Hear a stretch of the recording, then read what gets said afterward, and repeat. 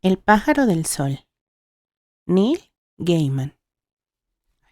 En aquellos tiempos, los socios del club epicúreo eran un grupo bullicioso y parrandero. Desde luego, sabían cómo divertirse. El club estaba constituido por 5 socios.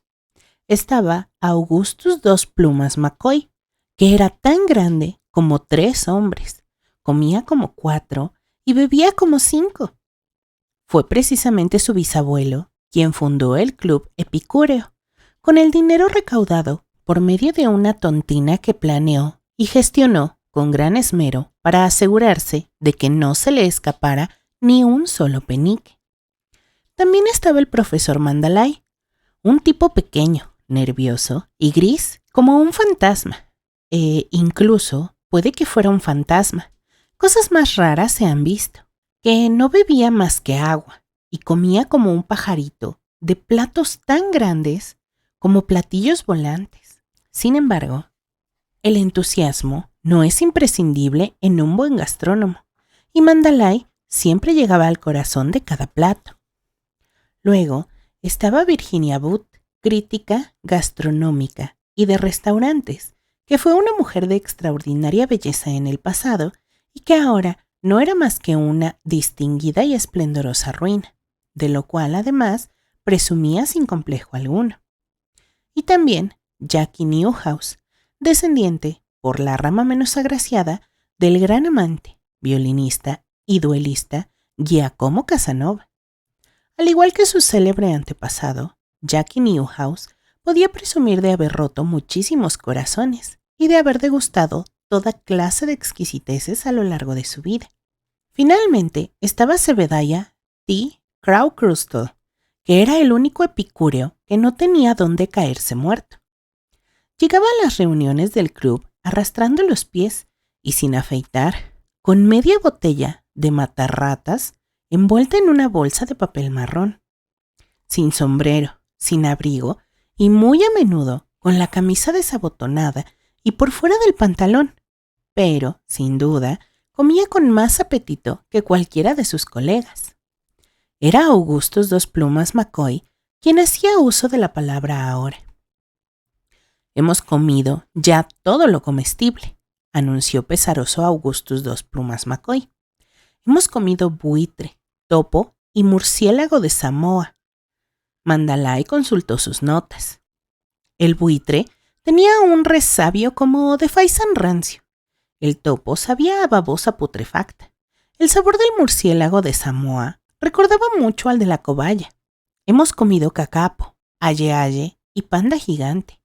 ¡Oh, sí! Recuerdo aquel delicioso entrecot de panda a la parrilla, suspiró Virginia Wood. Se le hacía agua a la boca con solo recordarlo. Incluso hemos comido varios animales que llevan ya mucho tiempo extintos, continuó Augustus Dos Plumas McCoy, como el mamut ultracongelado y el perezoso gigante de la Patagonia. Es una pena que no pudiéramos conseguir el mamut un poco antes, suspiró Jackie Newhouse. Ahora ya sé por qué aquellos elefantes peludos se extinguieron tan pronto después de haber sido catados por el paladar humano. Soy un hombre de gustos muy refinados, pero nada más hincarle el diente, no pude dejar de pensar en la salsa barbacoa de Kansas City y en el sabor que tendrían las costillas de aquel animal de haber estado aún fresco. No es que me importe comer carne congelada, desde hace 1000 o 2000 años, dijo Zebediah T. Crowcrustle, y sonrió de oreja a oreja. Sus dientes, aunque torcidos, eran fuertes y muy eficaces. Pero para saber lo que es bueno de verdad, hay que probar el mastodonte. El mamut no era más que la alternativa con la que había que conformarse cuando no se podía conseguir un buen mastodonte. Hemos comido calamar gigante y calamar mega gigante, siguió enumerando Augustus Dos Plumas McCoy. También hemos catado el lemming y el tigre de Tasmania, tilonrinco, hortelano y pavo real ampuga, tortuga gigante de agua salada y rinoceronte de Sumatra. Hemos comido ya todo lo comestible. Tonterías, hay cientos de especies que no hemos probado todavía, afirmó el profesor Mandalay. Quizá miles, Pensad en todas las especies de escarabajos que existen en el mundo y que no hemos degustado aún. Oh, Mandy, suspiró Virginia Wood. Una vez que has probado un escarabajo, los has probado todos. Y todos nosotros hemos comido ya escarabajos de diversas especies. Aunque el escarabajo pelotero tenía un sabor francamente delicioso. No, corrigió Jackie Newhouse. Lo delicioso eran las bolas del escarabajo pelotero. El escarabajo en sí no era nada del otro mundo. Sin embargo, estoy de acuerdo contigo. Hemos escalado las cimas más altas de la gastronomía y hemos sondeado sus cimas más profundas. Somos unos verdaderos cosmonautas de la gastronomía y hemos explorado todo un mundo de glotonería y de placer que la mayoría no se atreverían siquiera a imaginar. Cierto, muy cierto, admitió Augustus Dos Plumas McCoy. Los epicúreos nos reunimos cada mes, desde hace más de 150 años. Mi padre presidió el club antes que yo, y antes que mi padre, mi abuelo, y por supuesto, también mi bisabuelo. Pero mucho me temo que ha llegado el momento de suspender nuestras reuniones sine die, pues no queda ya nada que nosotros o nuestros predecesores no hayamos comido ya. Ojalá hubiera podido asistir a las reuniones del club en los años 20, dijo Virginia Wood, cuando la ley aún permitía incluir la carne humana en el menú. Únicamente después de la electrocución, puntualizó Zebediah T. Crowcrostle. Venía ya a medio freír, tostadita y crujiente. Ninguno de nosotros le encontró el menor parecido con la carne de un cerdo largo, excepto un tipo que estaba ya predispuesto y que abandonó el club poco después, si mal no recuerdo. Ay, Krusty, ¿por qué te empeñas en hacernos creer que ya eras miembro del club en aquellos tiempos?, preguntó bostezando Virginia Wood. Hasta un ciego vería que no eres tan viejo. No puedes tener más de 60 años, y eso teniendo en cuenta los estragos que el tiempo y la glotonería han podido hacer en tu cuerpo. Sí, ambas cosas han causado verdaderos estragos en mi persona, admitió Zebediah T. Crowcrostle.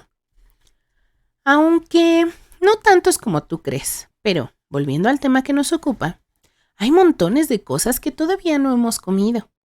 A ver, nombra una, le desafió Mandalay, preparado para anotar en su cuaderno cualquier sugerencia. Pues, por ejemplo, el pájaro del sol de la Ciudad del Sol, replicó sin vacilar Zebediah T. Crowcrostle, y sonrió, mostrando una vez más sus torcidos pero bien afilados dientes. En mi vida he oído hablar de semejante ave, afirmó Jackie Newhouse. Te lo acabas de inventar. Yo sí que lo he oído nombrar, dijo el profesor Mandalay, pero en un contexto diferente, y además es solo un mito. Los unicornios son un mito, terció Virginia Wood. ¿Pero os acordáis de aquel tartar de falda de unicornio? Era una auténtica delicia. Recordaba un poco a la carne de caballo, aunque se parecía más a la de cabrito, y desde luego las alcaparras y los huevos crudos de codorniz le daban un toque absolutamente sublime. Creo haber leído algo sobre un pájaro del sol en alguna de las antiguas minutas del club epicúreo, dijo entonces Augustus Dos Plumas McCoy, pero ya no recuerdo exactamente lo que era. ¿Describían cómo era su sabor?, preguntó Virginia. Pues creo recordar que no, dijo Augustus con el ceño fruncido, pero no puedo afirmarlo con seguridad, claro está. Imposible, replicó Zebediah. Debe de estar en los volúmenes quemados. No encontrarás nada. Augustus Dos Plumas McCoy se rascó la cabeza. Era verdad que tenía 2 plumas. Se recogía el negro cabello salpicado de canas en una coleta y prendía en ella las plumas, que originalmente habían sido doradas, pero con el tiempo habían ido amarilleando y despeluchándose. Se las habían regalado cuando era niño. Escarabajos, dijo el profesor Mandalay. Un día me puse a echar cuentas y calculé que si un hombre, yo por ejemplo, probara cada día 6 especies distintas de escarabajo, tardaría más de 20 años en probar todas las especies de escarabajo conocidas. Y en estos más de 20 años, podrían descubrirse suficientes especies nuevas como para tenerle masticando escarabajos durante otros 2 años y medio. y así sucesivamente. Es una paradoja de inexhaustibilidad. Yo lo llamo el escarabajo de Mandalay. Aunque a menos que uno sienta debilidad por los escarabajos, podría acabar siendo un verdadero calvario, desde luego. No me disgusta comer escarabajos, aunque hay especies y especies, dijo Zebediah T. Crowcrostle. Pero lo que más me apetece últimamente son los bichos de luz. La luz les da un toque especial, que podría ser justo lo que necesito ahora. Es cierto que los bichos de luz, o luciérnagas, se asemejan más a los escarabajos que a los gusanos de luz, puntualizó Mandalay. Pero eso no significa que sean comestibles, ni mucho menos. Puede que no sean comestibles, replicó Crowcrostle, pero al menos me mantendrán en forma. Mira tú por dónde. Creo que voy a asarme unos cuantos. Luciérnagas con chile habanero. Entonces, Virginia Wood, que era una mujer eminentemente práctica, preguntó: supongamos por un momento que decidiéramos probar el pájaro del sol de la Ciudad del Sol. ¿Por dónde deberíamos empezar nuestra búsqueda? Zebediah T. Crowcrostle se rascó su incipiente barba de 2 días, que como toda barba de 7 días, nunca crecía mucho más, y respondió a la pregunta. Yo, personalmente, pondría rumbo a la Ciudad del Sol y buscaría un lugar agradable donde sentarme un rato. El café de Mustafa Stroheim, por ejemplo, y esperaría a que el pájaro del sol pasara por allí. Llegado el momento, lo cazaría como mandan los cánones y a continuación lo cocinaría como mandan los cánones también. Y según tú, ¿cómo mandan los cánones que hay que cazarlo?, preguntó Jackie Newhouse. Pues del mismo modo que tu ilustre antepasado cazaba urogallos y codornices, naturalmente, respondió Crowcrostle. Que yo sepa, en las memorias de Casanova no se habla en ningún momento de cazar codornices, objetó Jackie Newhouse. Tu antepasado era un hombre muy ocupado, arguyó Crowcrostle. No podía pasarse la vida anotándolo todo. No obstante, te aseguro que no se le daba nada mal cazar codornices. Con maíz tostado y arándanos secos macerados en whisky, intervino Augustus Dos Plumas McCoy. Así es como se han cocinado siempre en mi familia. Y así era como las cocinaba Casanova, afirmó Crowcrostle, aunque él usaba una cebada en lugar de maíz y pasas en lugar de arándanos, y los maceraba en brandy, no en whisky. Él mismo me dio la receta. Jackie Newhouse ignoró ese último comentario. No era difícil ignorar la mayor parte de lo que decía Zebediah T. Crowcrostle, y preguntó: ¿y exactamente en qué parte de la Ciudad del Sol está el café de Mustafa Stroheim? Pues donde ha estado siempre, naturalmente, detrás del mercado viejo de la ciudad, en la tercera calle, justo antes de llegar al antiguo canal de desagüe, que antes era una acequia, porque si te encuentras frente a la tienda de alfombras del Tuerto Cayam, es que ya te has pasado, explicó Crowcrostle. Pero, a juzgar por la irritación que veo en vuestros rostros, me parece que esperabais una descripción menos sucinta y menos precisa. Muy bien, está en la Ciudad del Sol, y la Ciudad del Sol está en el Cairo, en Egipto, donde siempre o casi siempre está. ¿Y quién va a financiar una expedición a la Ciudad del Sol?, preguntó Augustus Dos Plumas McCoy. ¿Quiénes integrarán dicha expedición? Lo pregunto sabiendo de antemano cuál será la respuesta, y que no me va a gustar un pelo. Obviamente, tú financiarás la expedición, Augustus, e iremos todos los socios, afirmó Zebediah T. Crowcrostle. Si quieres, puedes deducirlos de nuestras respectivas cuotas, y yo me llevaré mi delantal de chef y mis utensilios de cocina. Augustus sabía perfectamente que Crowcrostle llevaba años sin pagar la cuota, pero el club epicúreo le cubriría. Crowcrostle formaba parte del club desde los tiempos del padre de Augustus, de modo que se limitó a preguntar: ¿y cuándo nos vamos? Crowcrostle clavó los ojos en él y meneó la cabeza decepcionado. «¡Caramba, Augustus!», exclamó. «Vamos a la Ciudad del Sol a cazar el pájaro del sol. ¿Qué día crees tú que sería el más apropiado?» «Domingo», canturreó Virginia Wood. «Nos vamos en domingo». Aún hay esperanza para usted, señorita, dijo Zebediah T. Crostle. Efectivamente, partiremos en domingo. Para ser más exacto, dentro de 3 domingos. Primero, viajaremos hasta Egipto. Luego, iremos a la Ciudad del Sol, donde pasaremos unos días intentando localizar y dar caza al esquivo pájaro del sol de la Ciudad del Sol. Y finalmente, lo prepararemos como mandan los cánones. El profesor Mandalay parpadeó levemente bajo sus pobladas cejas grises. Ese lunes tengo una clase.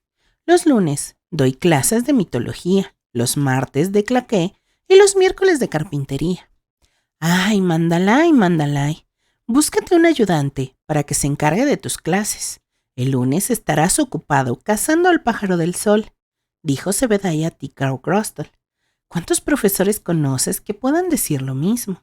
Uno por uno fueron a ver a Crostle para discutir los detalles del viaje que tenían en puerta y exponerle sus dudas. Zebediah T. Crostle no tenía domicilio fijo, pero si uno quería encontrarle, siempre podía buscarle en ciertos lugares que solía frecuentar a lo largo del día. A primera hora de la mañana se le podía encontrar durmiendo en la estación de autobuses, donde había unos bancos muy confortables, y la policía se mostraba indulgente y le dejaba dormir tranquilo.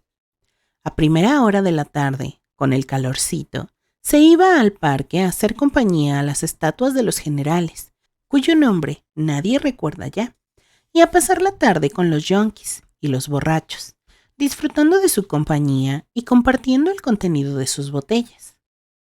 Les ofrecía su opinión, que como epicúreo que era, siempre se escuchaba con atención y respeto, aunque no siempre era bien recibida. Augustus Dos Plumas McCoy fue al parque a buscar a Crostle y le acompañó su hija, Holly Berry, sin plumas, McCoy. Era una chica menuda, pero más lista que el hambre. ¿Sabes?, le dijo Augustus, hay algo que me resulta muy familiar en todo esto. ¿A qué te refieres?, preguntó Zebediah. A todo, en general. La expedición a Egipto, el pájaro del sol. Tengo la impresión de haber oído hablar de todo esto antes de ahora. Crostle se limitó a asentir. Estaba comiendo algo que tenía dentro de una bolsa de papel marrón. Augustus dijo, he estado consultando los libros del Club Epicúreo y en un registro de hace 40 años he encontrado algo que, intuyo, podría ser una referencia al pájaro del sol, pero no he conseguido averiguar nada más concreto. ¿Y cómo es eso?, preguntó Zebediah T. Crostle, tragando sonoramente. Augustus Dos Plumas McCoy suspiró. Encontré la página en cuestión, pero estaba toda requemada, y los siguientes registros revelan que el Club Epicúreo atravesó después una etapa de gran confusión administrativa. Estás comiendo luciérnagas de una bolsa de papel, dijo Holly Berry sin plumas McCoy. Te he visto. No voy a negarlo, mi pequeña damisela, replicó Zebediah T. Crostle. ¿Recuerdas aquella etapa de confusión, Crostle?, le preguntó Augustus.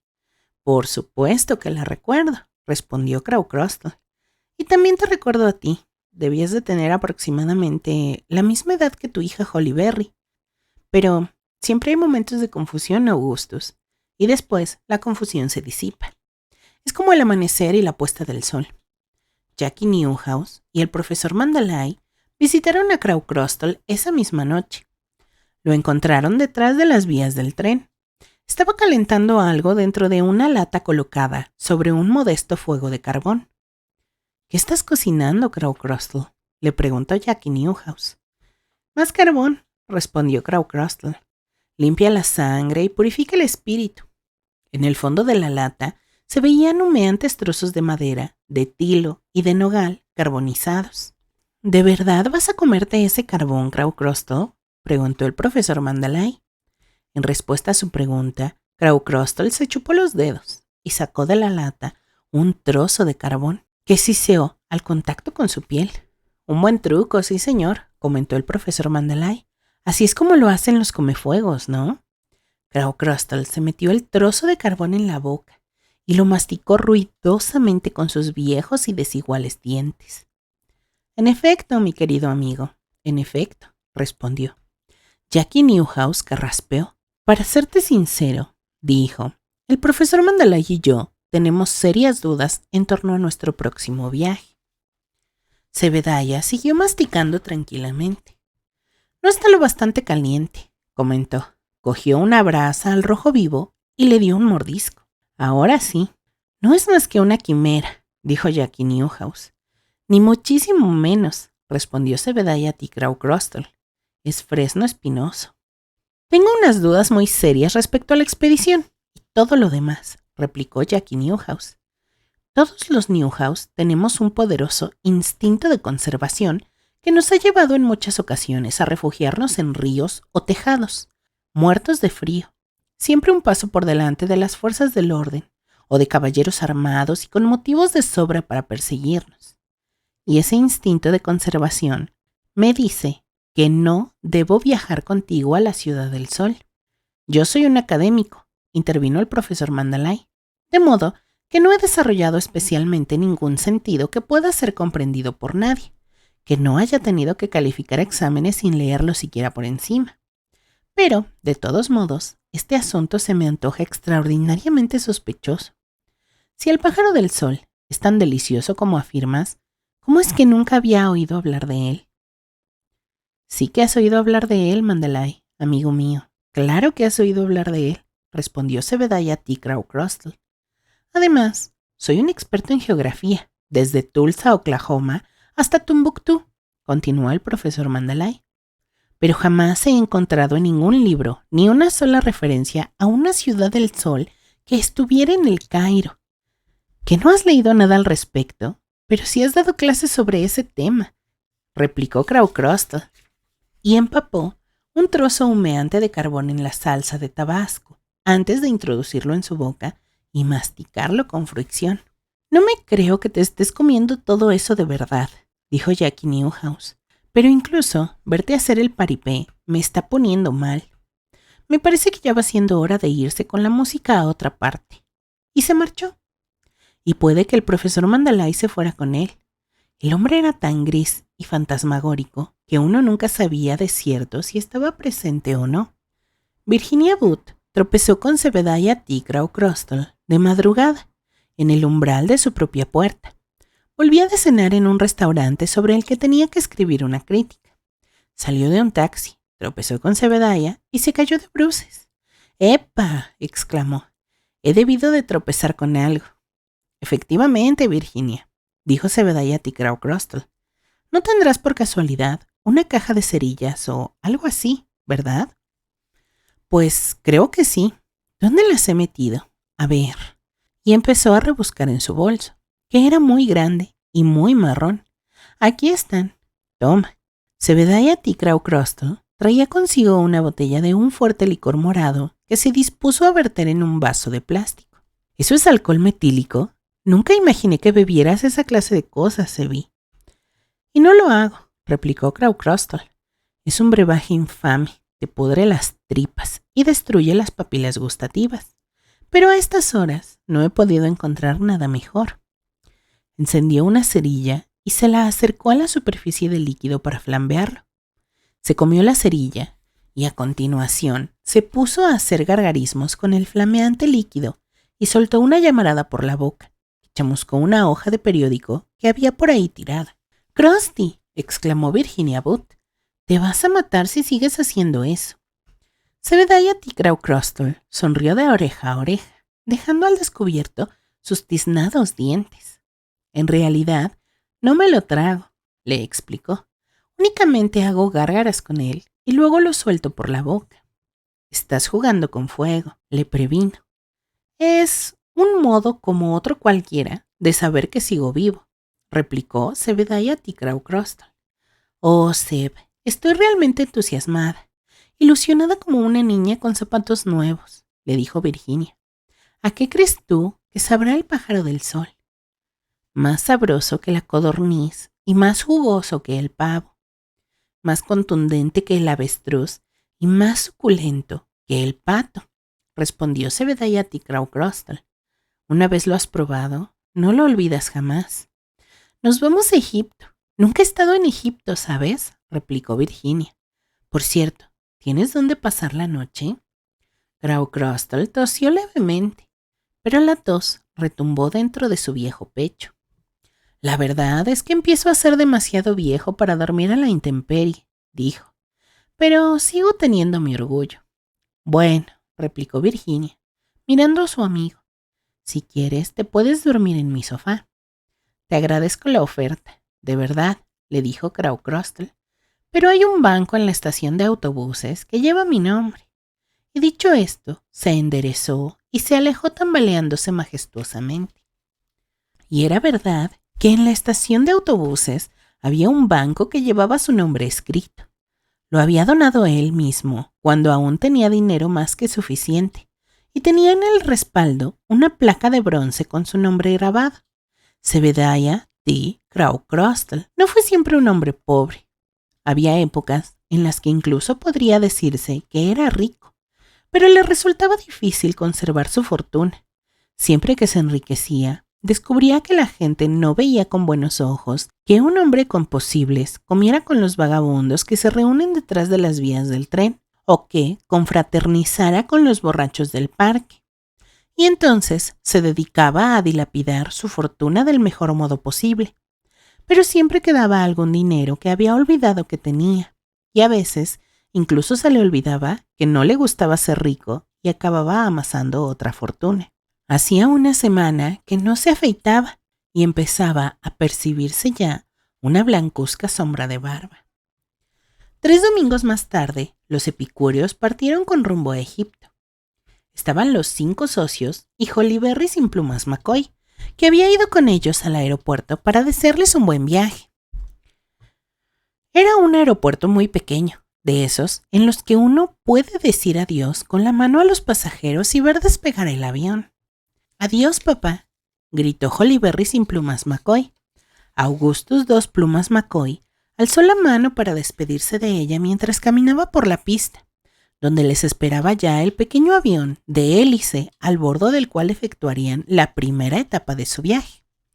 «Me parece recordar», dijo Augustus Dos Plumas McCoy, aunque muy vagamente, haber vivido un día como este hace muchos años. Yo no era más que un niño, o al menos así lo recuerdo, y estaba diciendo adiós con la mano. Creo que aquella fue la última vez que vi a mi padre, y como aquel día, tengo un mal presentimiento. Augustus se despidió una vez más de su hija, y ella le devolvió el saludo. «Sí, aquel día te despediste con el mismo entusiasmo que hoy», comentó Zebediah T. Crostal, «pero yo diría que Holly Berry tiene más aplomo». Y era cierto, Holly Berry tenía más aplomo. Emprendieron la primera etapa de su viaje a bordo del pequeño aeroplano. Luego tomaron otro avión mayor, después otro más pequeño, un dirigible, una góndola, un tren, un globo y finalmente alquilaron un jeep. Atravesaron la ciudad de El Cairo, dejaron atrás el viejo mercado y torcieron en la tercera calle.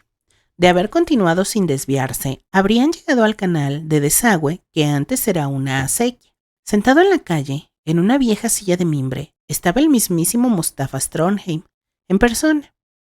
Todas las mesas y sus respectivas sillas estaban colocadas a un lado de la calle, que no era precisamente amplia. «Bienvenido a mi Kawa, amigos», les saludó Mustapha. En egipcio, Kawa significa café, o si lo prefieren, cafetería. ¿Les sirvo un té o prefieren que les traiga un dominó? Antes preferiríamos ver nuestras habitaciones, dijo Jackie Newhouse. Yo no, dijo Zebediah T. Crostal. Pienso dormir al aire libre. La temperatura es muy agradable y aquel portal de allí tiene pinta de ser muy cómodo. A mí, tráigame un café, por favor, pidió Augustus Dos Plumas McCoy. Desde luego, caballero. ¿Podría traerme un poco de agua si es tan amable?, dijo el profesor Mandalay. ¿Alguien ha pedido agua?, preguntó Mustapha Trondheim. Oh, ha sido usted, el hombrecillo gris. Disculpe, caballero. Sí que lo había visto, pero pensé que era la sombra de alguien.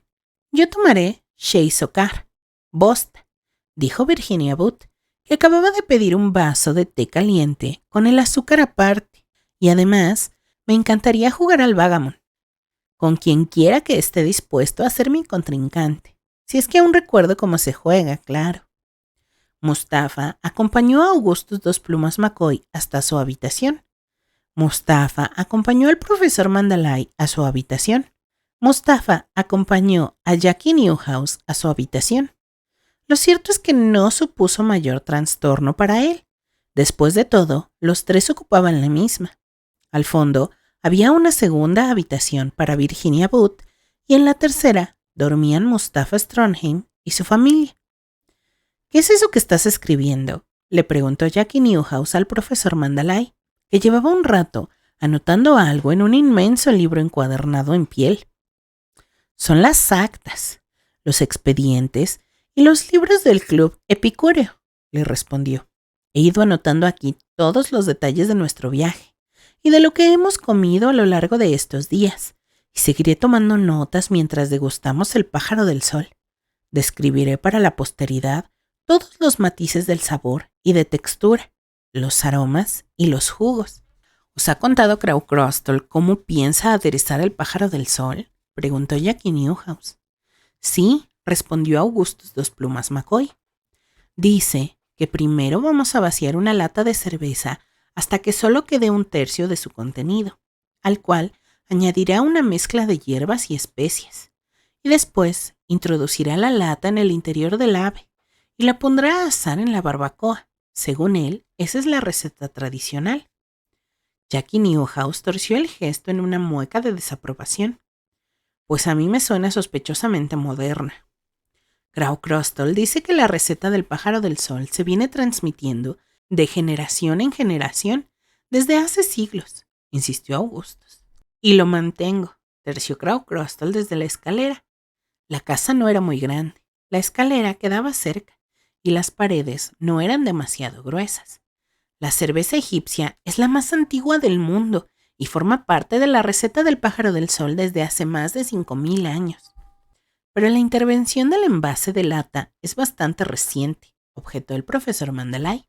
Sebediah T. Crowcrostle se acercó hasta la puerta con una taza de café en la mano. Era un café turco, negro, espeso y muy caliente. ¿No deberías dejar que se enfriara un poco ese café antes de bebértelo?, le preguntó Augustus Dos Plumas McCoy. Nah, replicó Crowcrostle. Así está perfecto. Y la lata de cerveza no es un invento tan reciente, Mandalay. Al principio las fabricábamos nosotros mismos, con una aleación de cobre y estaño a la que algunas veces añadíamos también cierta cantidad de plata. Otras veces no. Dependía del herrero y de los materiales que dispusiéramos en cada momento. Necesitábamos un recipiente que soportara bien el calor, pero detecto aún cierto recelo en vuestra mirada. Piénsenlo un momento, caballeros. Si los antiguos egipcios no sabían fabricar latas, ¿dónde demonios metían la cerveza? Se oyó un rumor de voces que venía de afuera, concretamente de las mesas situadas en el exterior del café. Virginia Wood estaba jugando al backgammon con los lugareños. Hacía un rato que les había convencido de que si había dinero en el juego sería más emocionante, y les estaba desplumando.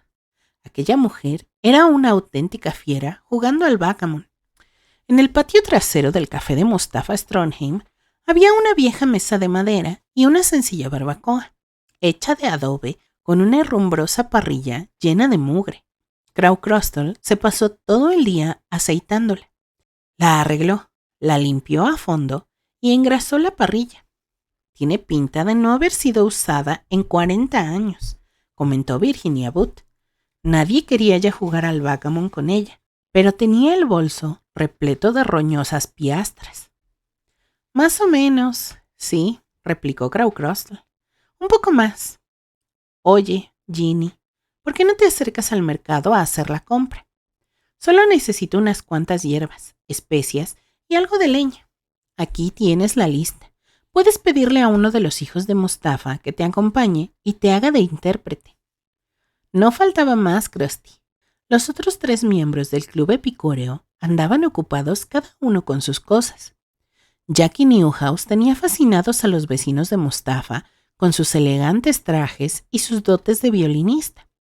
Augustus Dos Plumas McCoy se dedicaba a dar largos paseos por los alrededores, y el profesor Mandalay había descubierto una serie de jeroglíficos grabados en los adobes de la barbacoa y se había puesto a traducirlos.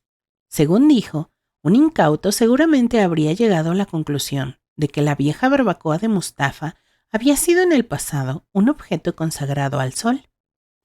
Pero yo, que soy un hombre perspicaz, les explicó, enseguida he deducido que sin duda esos adobes formaban parte de algún antiguo templo y fueron reutilizados posteriormente por los lugareños. Dudo que esta gente sea consciente de su extraordinario valor arqueológico. ¿Qué va? Son plenamente conscientes de su valor, discrepó Zebediah T. Crostle. Y para tu información, estos adobes no proceden de ningún templo. Llevan ahí 5000 años. Desde que construimos la barbacoa. Antes de eso, no teníamos más remedio que apañarnos con piedras. Virginia Wood regresó del mercado con la cesta repleta.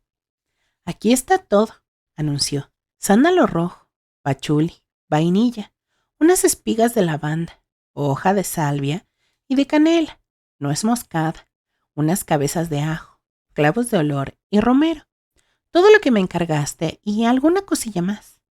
Zebediah T. Crostle sonrió complacido. El pájaro del sol se va a poner muy contento, le dijo. Dedicó el resto de la tarde a preparar una salsa barbacoa. Les explicó que la salsa no les impediría apreciar el sabor de la carne del ave, que además solía quedar un poco seca al cocinarla. Los epicúreos pasaron la velada al aire libre, sentados en las sillas de mimbre del café de Mustafa Stronheim, que les iba sirviendo té, café e infusiones de menta. Zebediah T. Crostle había anunciado a sus camaradas epicúreos que el domingo, a mediodía, podrían degustar por fin el famoso pájaro del sol, y que quizá preferirían saltarse la cena del sábado para asegurarse un buen apetito al día siguiente. Presiento que la tragedia se cierne sobre nosotros, profetizó Augustus Dos Plumas McCoy.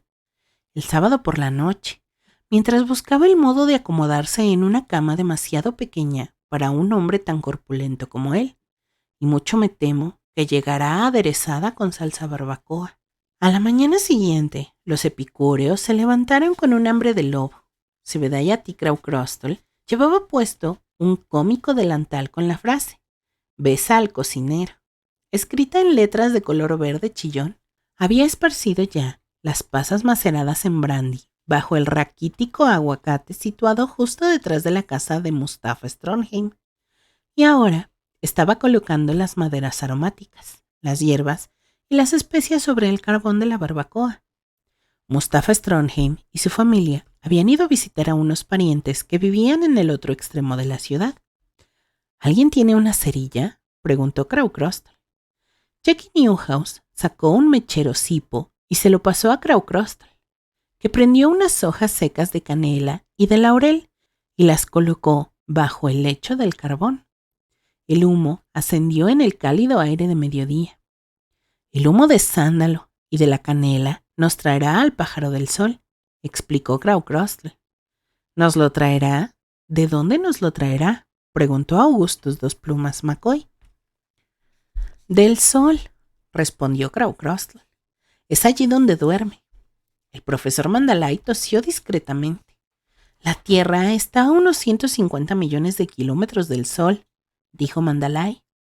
El halcón peregrino es el ave más veloz del planeta y se calcula que volando en picado puede alcanzar una velocidad máxima de 439 kilómetros por hora. Pongamos por caso que el pájaro del sol pudiera volar a esa velocidad. Si las cuentas no me fallan, tardaría 38 años en recorrer la distancia que nos separa del sol. Y eso, suponiendo que pudiera sobrevivir al vacío y a las bajas temperaturas del espacio exterior, obviamente. Obviamente, asintió Zebediah T. Crostle, mientras hacía sombra con la mano para mirar hacia arriba. Aquí viene. Casi parecía que el pájaro viniera directamente del sol, pero eso no podía ser. Además, no se puede mirar directamente al sol cuando se está justo en su cenit. Al principio, solo pudieron distinguir su silueta recortada contra el azul del cielo, pero después la luz del sol se derramó generosamente sobre las plumas del ave. Cortaba el aliento contemplar aquella soberbia estampa. El pájaro del sol agitó una vez sus grandes alas y luego empezó a descender, planeando en círculos cada vez más pequeños sobre el café de Mustafa Stronheim. Finalmente, el ave se fue a posar en la copa del aguacate. Plumas de oro y plata se intercalaban en ciertas zonas con otras plumas de color violáceo. Era más pequeño que un pavo, pero mayor que un gallo, y tenía las largas patas de una garza, aunque su cabeza se parecía más a la de un águila. «Es realmente hermoso», dijo Virginia Wood. «Fijaos en las dos largas plumas que coronan su cabeza. Son de una belleza sublime, ¿no os parece?» «Absolutamente sublime, desde luego», asintió el profesor Mandalay. «Hay algo en ellas que me resulta muy familiar», dijo Augustus Dos Plumas McCoy. «Antes de asar el pájaro del sol, hay que arrancarle esas dos plumas», afirmó Zebediah T. Crostle. «Es la costumbre». El pájaro del sol continuaba posado en una rama del aguacate, al sol. Parecía como si la luz del astro rey lo iluminara por dentro, suavemente, como si esa misma luz se hubiera materializado en sus plumas, irisadas con matices violáceos, verdes y dorados. Extendió una ala y con el pico se fue atusando las plumas, una por una, hasta dejarlas todas bien huecas y lubricadas. Después extendió la otra ala y repitió el mismo proceso.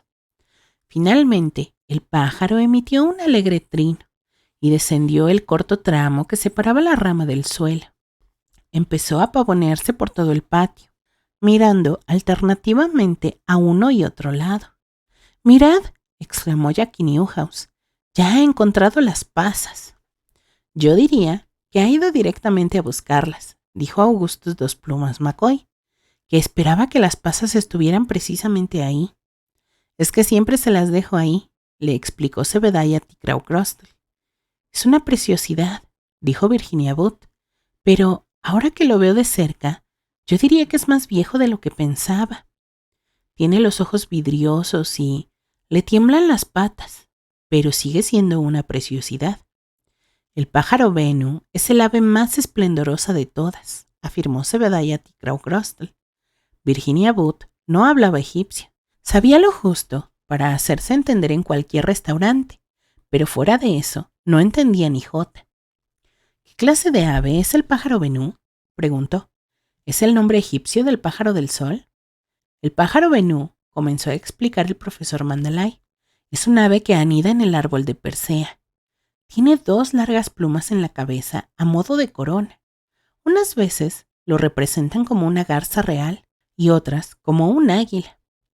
Podría contarte muchas cosas sobre el pájaro Bennu, pero no vale la pena. No son más que leyendas. Se ha comido las pasas y la cebada», exclamó Jackie Newhouse, «y ahora se tambalea como si estuviera borracho. ¡Qué señorío! Incluso estando ebrio». Zebediah T. Crostle se le acercó al pájaro, que con gran determinación y sin tropezarse con sus largas patas, seguía caminando desorientado al pie del aguacate. Crostle se colocó delante de él y entonces se inclinó muy despacio en señal de respeto. El hombre se movía con mucha dificultad, como un anciano, pero a pesar de ello, dobló la espalda con la debida solemnidad. El pájaro del sol devolvió el saludo y acto seguido cayó fulminado. Zebediah T. Crostle lo recogió del suelo con gran reverencia, lo acomodó entre sus brazos como si fuera un bebé y lo llevó al patio trasero del café de Mustafa Stronheim. Los demás epicúreos le siguieron. Primero, le arrancó las dos plumas que coronaban su cabeza y las dejó a un lado. Y a continuación, sin desplumar al pájaro, le sacó las tripas y las puso encima de las hierbas aromáticas que había esparcido antes sobre las brasas de la barbacoa. Insertó la lata de cerveza en el hueco donde antes habían estado las tripas y colocó al ave sobre la parrilla. «El pájaro del sol se hace en un momento», les previno Crostle, «así que vayan preparando los platos». Los antiguos egipcios aderezaban la cerveza con cardamomo y coriandro, pues no conocían el lúpulo. El resultado era una cerveza cremosa y aromática, que además les quitaba la sed. Beberla resultaba tan tonificante que incluso te sentías capaz de ponerte a construir una pirámide. De hecho, algunos lo hacían. Con el calor de las brasas, la cerveza se iba evaporando en el interior del ave, y de este modo su carne se mantenía jugosa todo el tiempo. En pocos minutos, las plumas se chamuscaron y de pronto se incendiaron con un fogonazo tan espectacular que los epicúreos se vieron obligados a desviar la vista para no quedarse ciegos. El aroma del asado inundó todo el patio, más gustoso que el pavo real y más suculento que el pato. A los epicúreos allí reunidos se les estaba haciendo agua a la boca. El pájaro del sol llevaba apenas unos minutos en la barbacoa cuando Zebedaya lo sacó a una fuente y lo llevó a la mesa.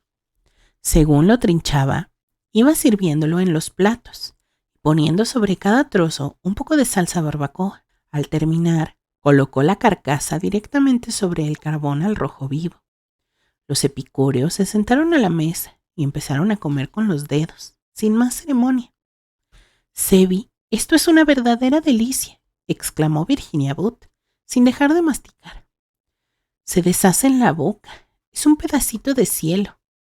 «De cielo no, de sol», dijo Augustus Dos Plumas McCoy, masticando a 2 carrillos y a 2 manos, porque en una tenía un ala y en la otra una tajada de pechuga. «Es lo más exquisito que he comido jamás, y no es que lo lamente, pero creo que voy a echar de menos a mi hija. Es simplemente perfecto», afirmó Jackie Newhouse. «Sabe a buena música y a amor. Sabe a verdad».